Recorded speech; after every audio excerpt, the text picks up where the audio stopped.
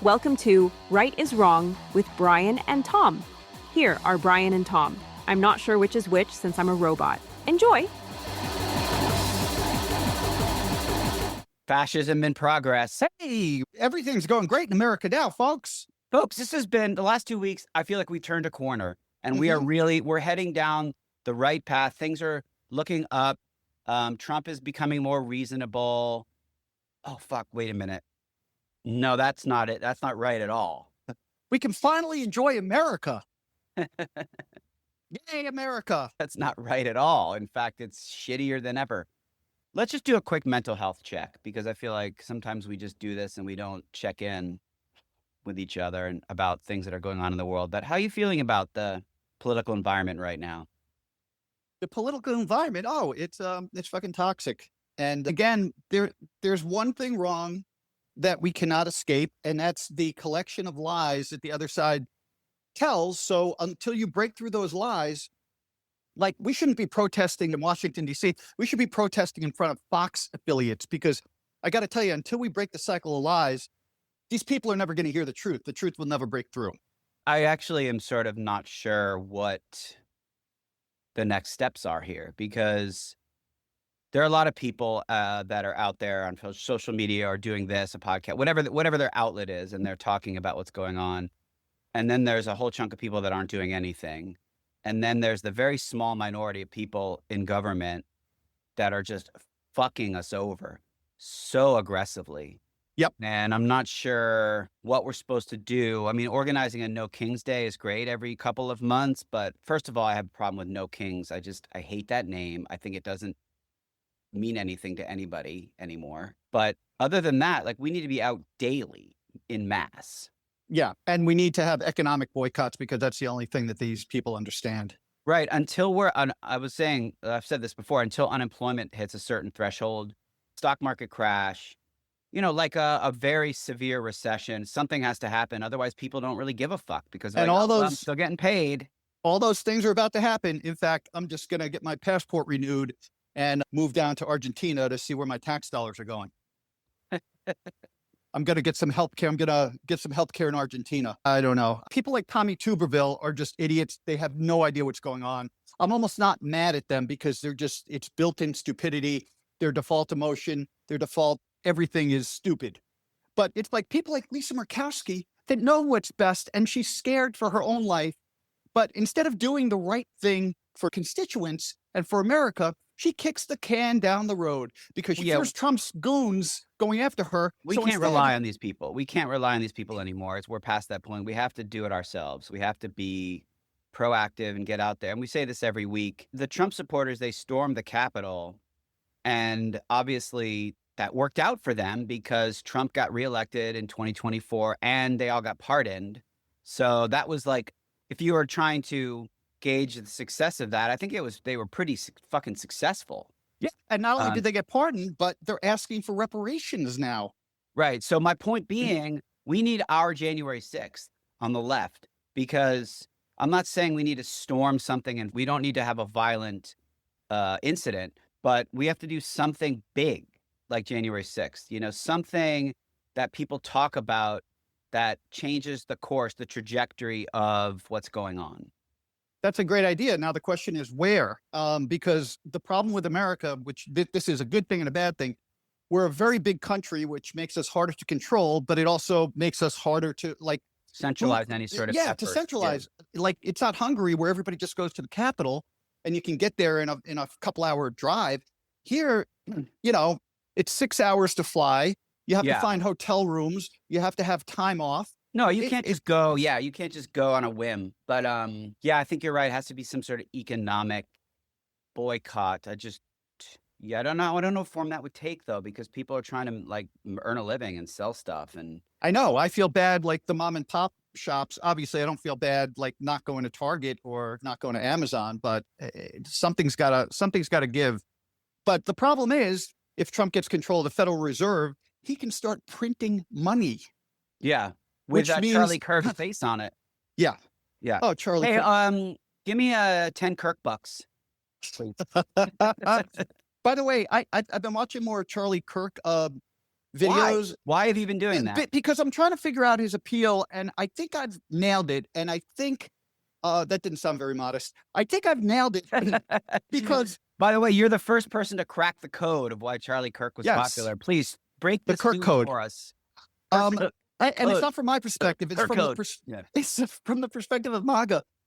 I really think that people are enamored by Charlie because he's the one person on the right who is making points without yelling. Right.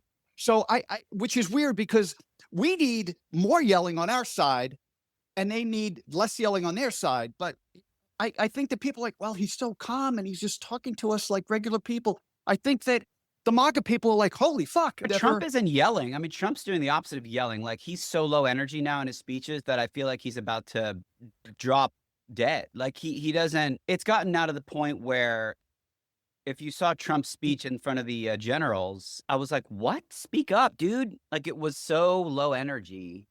He should have been speaking in front of the, you could have put Trump in front of the fucking Washington Generals and he wouldn't have known.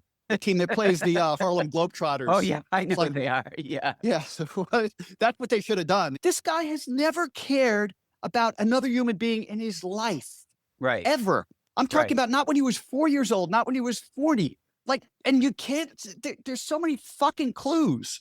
There's not even a second dot to connect. It's just one giant dot. Just look at the fucking dot. You don't even have to connect anything. Look at the dot. I was watching David French being interviewed. He's the New York Times columnist. Yeah, the religious guy, but he's a conservative. Reasonable. Yeah, he's a conservative, but he's like a reasonable, he's a dying breed, basically. But he was talking about how the GOP is no longer the conservative party. They're no longer, the values are not conservative values. They are now just the anti-left party. And all they care about is making sure that they just malign the left, villainize the left, and make sure that anytime there's a talking point, it's that the left are violent, the left are bad, they're clowns. I mean, that's why Trump's been putting out all these AI videos where he's showing, the left being a bunch of buffoons and clowns. But that doesn't have any policy. There's no policy values anymore. It's just, we're against these people.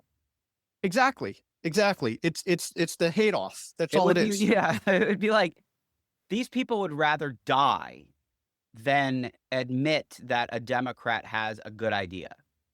Exactly. And I think I sent this to you last night, but Caroline Leavitt had an outgoing message on the White House official phone number where it basically is blaming the Democrats for shutting down the government because this new bullshit fable that, that we want to give illegal aliens and illegal immigrants the ability to, free healthcare. Yeah.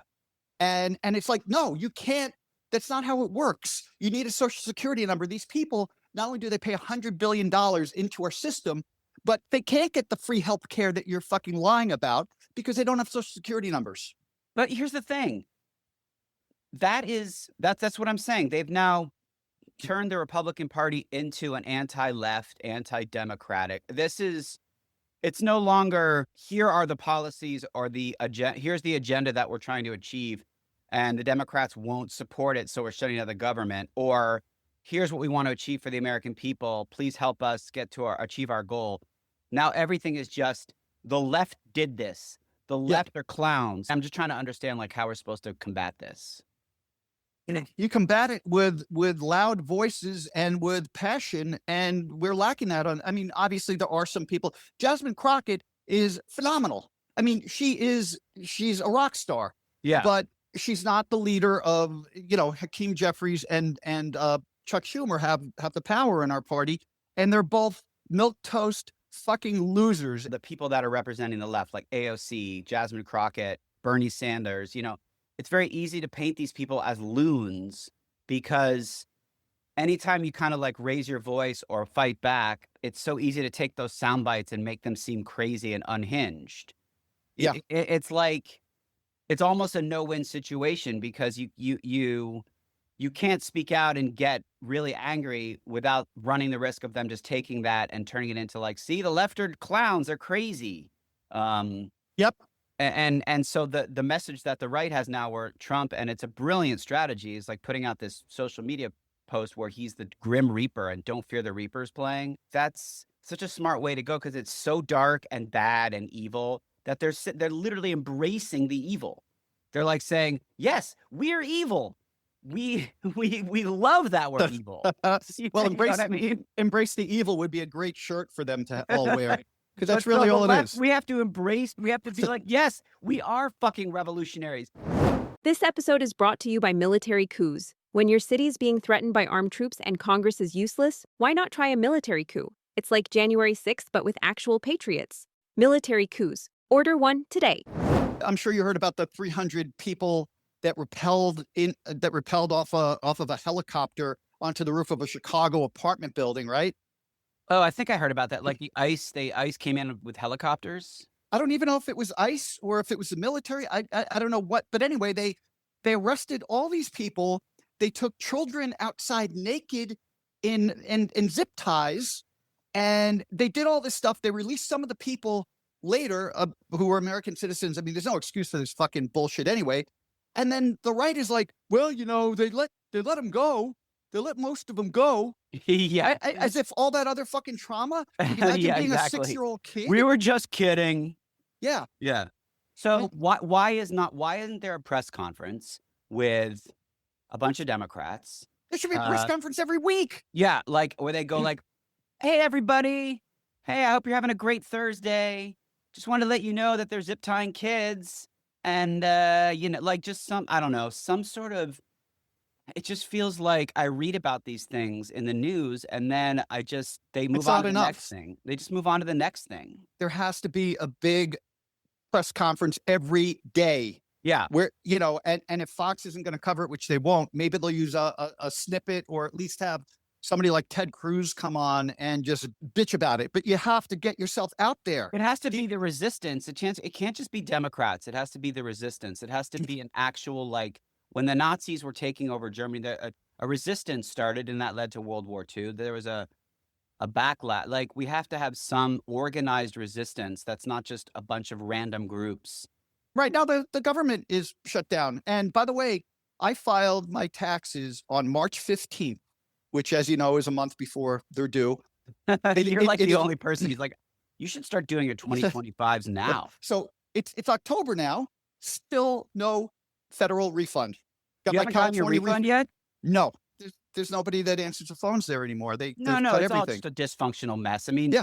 Look, again, that's another strategy too. It's just like, I'm not going to pay my fucking taxes. Yeah. What are you going to do? Your government's shut down anyway. Like, what are you going to do? You're going to come in. We pay so much in taxes. I know. And I'm just like, why? What are we paying for? And now Newsom at least is fighting back, because Trump is basically threatening to withhold federal funds from universities and colleges if they don't adhere to this, this crazy right-wing agenda. And Gavin Newsom just said, well, you know what? Anybody that signs this compact, or whatever it's called, is not going to get California state dollars. Good. So you gotta fight back. We're just crumbling. Oh, this is one more thing that just infuriated me. The that there's all these apps that say, oh, ICE is, it tracks ICE. So basically, they shut it down, right? Apple took all the it's not even anti-ICE, it's just telling you where ICE is. They've taken all of the anti-ICE or the ICE whereabouts off of the Apple App Store. Look, we have an oligarchy. We have a government that's run by corporate money and powerful interests. It's not, and it's much worse than it used to be now, because the technology companies that have a shitload of money control the narrative much more than they ever did. It used to be like, oh, well, I'm not going to, fucking Exxon Mobil's giving money to so-and-so, and, I'm going to buy my gas at Shell or whatever. It's not like, it's not like I'm not going to use Apple or Google or Face. I mean, it's just, these are things that are ingrained in our lives, and they're, what am I going to do? Like, not use Apple, not use my phone or my computer anymore? Or if you get a Samsung, then, 3 weeks from now, Samsung could kiss the ring too. So I can't go to Samsung. Oh, I don't like Samsung either. I'm an Apple product guy, but it's just these people just don't have any balls. Nope. That's the problem. No, everybody's scared, and every day that ticks by, the giant snowball, the avalanche of fascism is just getting closer and closer to just crushing Ooh, us the all. avalanche of fascism. I like that. That's like, I don't know if that's a band name or if that's we're the avalanche of fascism. Oh man. Fuck. Well, why don't we go to our interview at this point? Okay. Yeah. So, remember the villages down in Florida? Remember how they were in the news for a while because they were like this little enclave of Trump fanatics? Yes, I do. Oh, that wasn't to me. Sorry. What if you were like, no, I don't know what you're talking about.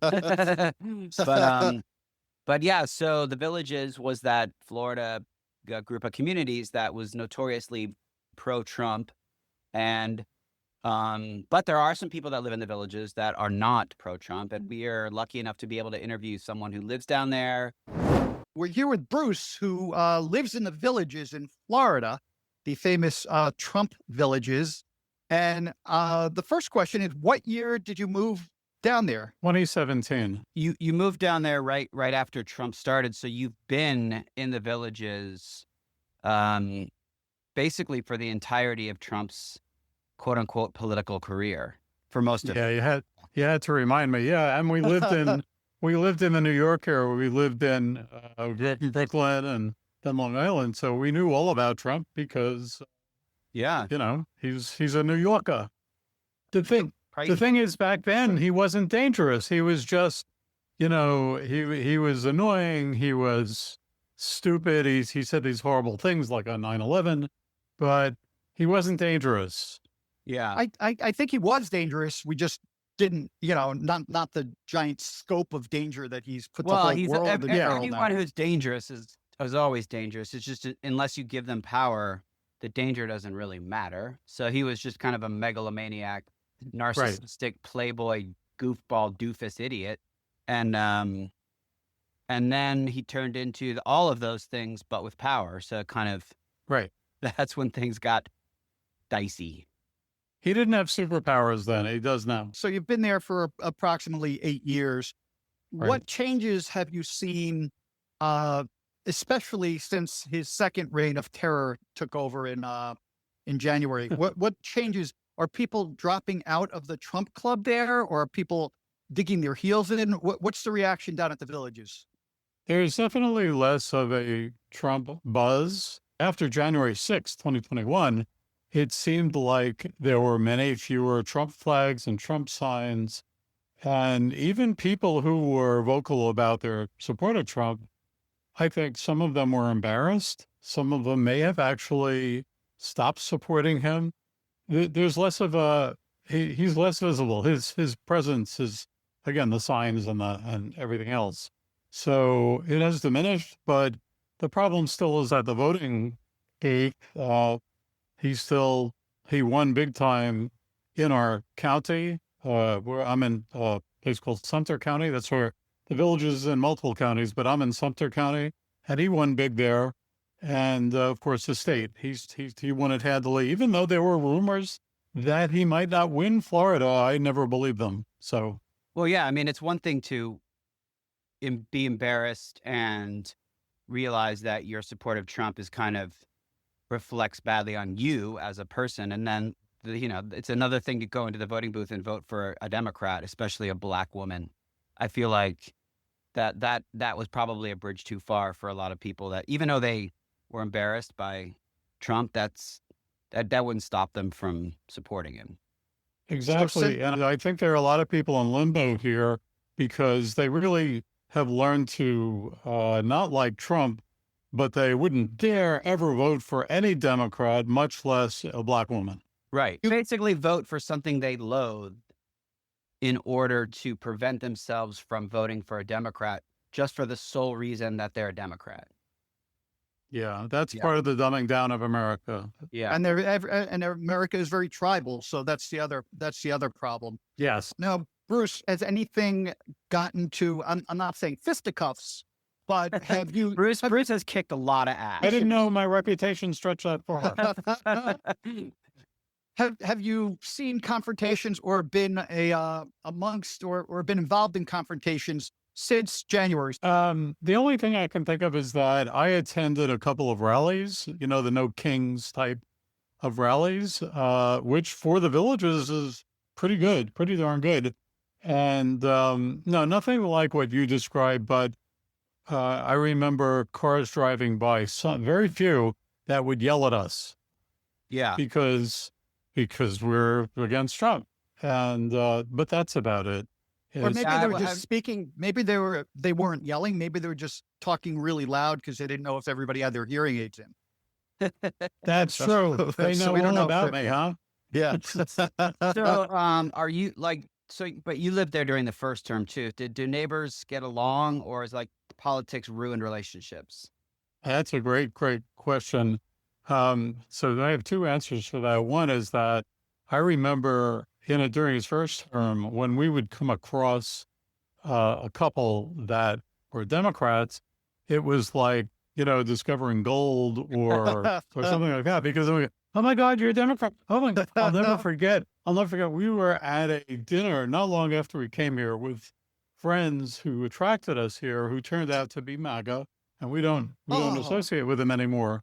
But we were at a dinner, and they brought their friends, and I was sitting next to the husband and a couple of their friends, and he said, "Well, I'm going to have to leave dinner early because I have to get home to watch Rachel Maddow." And I'm straight, but I put my hand on his arm. Yeah. And You've never been more said, attracted to a man in your life. Exactly. And I said, "Mike, you don't know how that makes me feel." And he smiled. We got it. And the woman of our friends who turned out to be MAGA, who had us down there, attracted us down there, she stood up and he said, "Well, I guess dinner is over." And our friendship evaporated not long after that because they're still MAGA. So, we tolerated them for a while, but then, after January 6th, how can you associate with anyone who still supports Trump? And then there's an addendum to that. After what he did on January 20th of this year to release all those terrorists, Oh yeah. how can you still be a friend with a MAGA person? I mean, I didn't have many to begin with, but there's been no reason to keep in touch with or be friendly because there's just nothing to talk about that would be, I mean, you literally would have to make such small talk because everything, is so wrapped up in what's going on now that I can't imagine, like, I guess maybe if you're talking about sports, that would be the one thing you could kind of keep going, but otherwise, Yeah. hard to It's the relate. elephant in the room. Bruce, do you ever, like, without being confrontational, do you ever say to these MAGA people, what do you like about him? What has he done for you? I mean, do you ever challenge them at all? I did back during his first term, but I have since learned that it's pointless. There's nothing there. They Yeah. just they don't have any logic, or they're not in touch with reality. They're deep in their Fox News bubble. So it doesn't pay. It's a waste of time. I used to, and then I learned my lesson. Same here. I try and avoid MAGA. There's one person in my neighborhood who is crazy MAGA, but she has a dog. So I see her on my walks and we just never talk about politics. Is your But- dog also MAGA? Her dog is really MAGA. Your dog and her dog talk Trump all the time. and Her dog attacked me, and then she pardoned the dog, and the dog is free again. Exactly. So it's a retirement community, and most people, when they go to a retirement community, they retire there. Any thought to you actually moving, or are you there for the end? The end. That's The end. What a Yes, beautiful, I what think a the beautiful way of putting it. There. Some annoying people call this God's waiting room, and I get annoyed when they say that. So I will tell you that when Trump won the second time, my wife and I stayed up that night. We could not get to sleep. And that's when all of these thoughts came into our heads like, oh, we actually have a small house in upstate New York. Maybe move back there full time. What country do we want to go to? And we had a lot of conversations like that. But now my sentiment is I want to stay and fight. there's more, I feel there's more I can do down here, even if it's a delusional thought. There's more I can do down here than I can, let's say, in New York. Not that there aren't MAGAs in New York, but I want to try and fight. And I don't even know what fighting means. I don't own a gun and I have no plans to. Right. I mean, there are two types of people. There are those who just kind of wait. They're waiting for midterms or waiting for the next presidential election. Oh, it's going to go away. And then there's the other type of person who's like, we got to do something now because, it's not, we don't necessarily have the luxury of just kicking back and waiting. The waiting for midterms almost makes me laugh in a very sad way. But who knows if there will be midterms, or actually there will be midterms, but who knows if there will be legitimate midterms where everybody's vote is counted. If they have them, I don't expect them to be legitimate. Yeah, it's like Putin has elections every 4 years or 5 years or whatever. And, he wins 97.3%. I mean, I don't know what Trump voters stand for, because they don't stand for Ukraine. They're buddies with Russia. I mean, they stand for nothing. There's nothing good about them. They stand for hatred of liberals. It's like if you're a Cowboys fan and you root for the Eagles, that's it. It's just like, I'm going to hate the Cowboys. Doesn't matter what else happens. That's the same mentality. The few times I still interface with MAGAs, and that's maybe more on Facebook than anything else, they seem to have some vague idea of what, let's say, Trump stands for. And, he's a strong guy. He says what he thinks. He's gotten respect from our allies, blah, blah, blah. He's helped the economy. And we know that's the least true one of them. Yeah, that's the worst one of all. That's just all fake. I mean, this idea that says what he thinks. Yeah, but that's not a good quality. And it's called lying. I mean, that's like, if I just said what I thought about everybody when I went into a store and bought something and said, you're ugly. I mean, it's not like... You're fat and your prices are high. Yeah, I mean, that's not a society. That's not a trait for a good society. That's a trait for the guy you hate down the street who's won't let trick-or-treaters come to his house because he says what he thinks. Let me just say this. I'm sorry. We know that one of the big factors is the mainstream media and the reporters who do not push back. Right. I watch Lawrence O'Donnell almost every night, and he is a master at railing against the mainstream media, the reporters in the White House, the reporters with the daily briefing, and they throw curveballs or nothing, and that is a big part of it. Now, granted, Trump won't let them in. If anybody challenges him, he won't let them in the room. But why doesn't CNN have failed have us. There should be a little, in 10 minutes, I could whip up a graphic that just says lie with a buzz sound that pops up on the bottom of the screen when a lie is told. So the viewer knows this is not true. But I guess maybe they wouldn't get any more guests. I don't know. I have the answer to that. Well, so what I think is the answer, and that's that the media heads, the media moguls are either afraid of Trump or they like him or are a little of both. So. But these media companies don't realize that they're ultimately going to destroy their income. If they were just honest, they would have to take a bullet for a little while. And if they stood up to him, things would ultimately turn out better. There was an interview with Kristi Noem, I believe it was on CBS over the weekend, and she said all these horrible things about Abrego Garcia. She basically libeled and slandered him, and then CBS cut that part out because they could be sued as well. So anyway, then Kristi Noem complained, and Trump complained, and now CBS is airing all of their interviews either live or live from tape. So no more editing. Mm-hmm. So any lies that you spew are now going to be ingrained. Yeah. Why the rolling over? Well, because the Paramount merger, I mean, it's all business. And Yeah.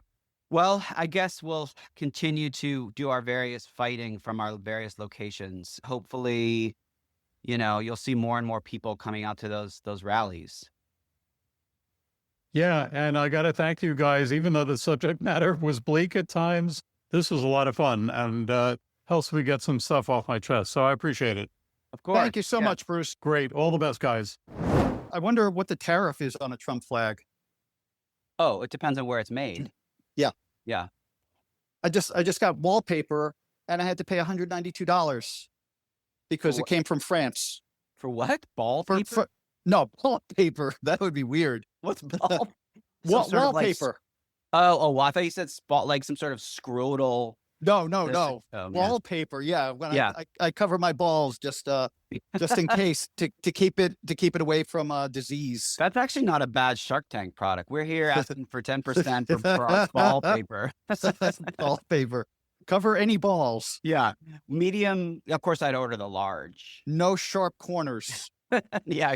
No paper cuts here. Let's go to our game, and why don't the robot will take us through it. All right. It's called Loyalty Oath. Welcome to the Loyalty Oath. Here's how it works. Brian and Tom will each pledge their loyalty to our dear leader, Donald Trump. We'll go 3 rounds, and each time, their oaths have to get more and more extreme. I will decide which of them is the winner of each round based on how loyal they seem. Let the loyalty begin. I pledge to only brush my teeth with gold-plated toothbrushes because that's how true patriots keep their smiles. I pledge to constantly refresh the president's Wikipedia page and remove any mention of his nearly 3 dozen felony accounts. Ooh, good one. That probably's been done already. AI robot, who won that round? Tom is the winner of this round. In round 2, it's time to go bigger. This time, show us how loyal you really are to our dictator-in-chief. I pledge to yell out, Donald J. Trump is king when I have sex with my wife, so she can be as satisfied as she's ever been. After that, I pledge to build a monument to loyalty shaped like a giant thumbs up that can be seen from space. I pledge to rename all my children, pets, and houseplants Donald J. Trump and make sure that they're all grossly overfed, even if it means I starve, because anything named Donald J. Trump is automatically more important than me and everything else in the world. Yes. Oh, nice one. Brian is the winner of this round. Round 3. Okay, Brian and Tom, it's time to show your ultimate loyalty. This time, I want to hear how loyal you'll be to DJ T. Come on, what's your final oath? I pledge to tattoo Trump's face onto my face so I can see him when I look in the mirror and remind myself every morning how fucking handsome I am. And I'm going to tattoo my social security number on my ass, so when the government is sticking it to me, they'll always know where to find me. I pledge to share my bank routing numbers with the White House so that all of my money can be immediately funneled into that big, beautiful ballroom, and hopefully to make it even bigger so that other world leaders can be even more jealous. Beautiful. Terrifying, but beautiful. And the title of most loyal goes to Mike Johnson, who has his tongue so far up Trump's ass it's almost like having a third intestine. The rest of you, disloyal, treasonous. Shame on you. Wow, that was... We had no chance against Mike Johnson. She was right. She was right. That was terrifying, actually. Yeah, Mike Johnson is gonna, I heard that Madeline Dean called him out. Did you hear that? Yes, Said, yes. like, he's unhinged. And Mike Johnson was like, well, so are your people. It's always deflection. It's always what about Always like, well, you're worse. Yeah. Yeah. And Well, also, he's on go ahead. Grindr, right? Yes, that's what I was going to say. Somebody was supposed to release his Grindr profile and his IP address if he didn't reopen the government by Wednesday, which he didn't. No, I think it was not reopening the government. I think it was if he doesn't swear in that new representative. Oh, but you can't do that without reopening. Oh, that's true. Yeah, that's true. But that was before the shutdown. I think that threat was made before the shutdown, and now it's like double because. Yeah, but the guy never released his Mike Johnson's Grindr profiles. So, like, why would I think he said his life's been threatened? Yeah, I saw a follow-up video where he was like, here's an update. I've gotten a lawyer and I'm not, I think he's afraid now because of course, like every fucking person, he can't reveal anything because of the threats. This is what I don't understand. Why don't you find somebody like in Indonesia or in the Fiji Islands or something that actually live in the Fiji Islands, just fucking post it from this weird, bizarre third country. Like untraceable. And it's untraceable and no name or anything, just an IP address in the Fiji Islands. and you're going to be fine. Nobody's going to fucking find you. Because maybe it's fake. I don't know what's real or what's not anymore. I mean, I would be very, very surprised if Mike Johnson's not gay, because he just, and not that it makes a difference, but it's just the hypocrisy is really the point. It's not, it's like, if you're going to be gay, like a Lindsey Graham or Mike Johnson, just live your life honestly and openly, and don't be, like, don't destroy the things that you are out of some insecurities that you have. Yeah, I mean, look at J.D. Vance. J.D. Vance is bisexual at best. I mean, and he's no, I mean, if you don't think J.D. Vance is fuck Peter Thiel, and I know people online that have been on dates with him. Yeah, There's nothing real about J.D. Vance. Literally, but I couldn't give I don't care if he's gay or not gay, but like, how could you be gay or bisexual and destroy the lives of other LGBTQ people? Because you hate yourself. Yeah. Yeah, I mean, I dislike a lot of things about myself, but I'm not so going do I. But I'm not going to like destroy other people that have those traits. More like I'll just destroy myself, Yeah. And again, we're two white guys whining, and if we're this upset, it's got to be horrible for. Oh, wait a minute. White Guys Whining could be the rename of our podcast. Actually, that's really the theme of the Republican Party. White guys whining. Yep. It's like, we have 89% of the pie. We need 92%. I know we're not happy because they said that we were not gonna, we weren't gonna release the Epstein files, and then we said, but you know what? It's like, oh my God, it's the pathetic subsection of human beings. Yeah. And again, I don't know. And this is easier said than done, but somebody has to have the important files on a thumb drive or something. Go, take one for the team or mail it to somebody in Cambodia or something and have them fucking release it. Yeah. Have them release it. There has to be, I don't understand these victims that were like, we're going to give you the real information. This was like a month ago, and they never said anything. No, they never said anything. They were threatened. It's like, no wonder people don't believe you. When you go out there and give a press conference and go like, we're going to get to the bottom of this, and we're going to release the real names if the media won't do it, blah, blah. Yeah. And then you don't do anything. Well, the problem is they can't release the real names without getting into trouble unless they give it to somebody to read on the congressional floor, and then they're exempt from, Go to fucking Jasmine Crockett and give it to her. Yeah, I know. Well, you can't just walk up and this is an untenable situation, and we need better leadership. And all right. Well, let's hope that in the next 2 weeks we get better leadership. Oh, I think we're gonna, and I mean this sincerely, I think in the next 2 weeks we're really gonna turn the corner in this country. America's gonna be great again by the next time we speak to you. Yep. All right. Well, let's leave you with that. Thanks again for joining us this week, and good luck to all of us. Good luck. Godspeed. Bye-bye. Thanks for listening to Right is Wrong with Brian and Tom. Please follow us on social media and anti-social media. But please don't follow us while we're running errands. We're paranoid enough as it is. See you next time, human beings.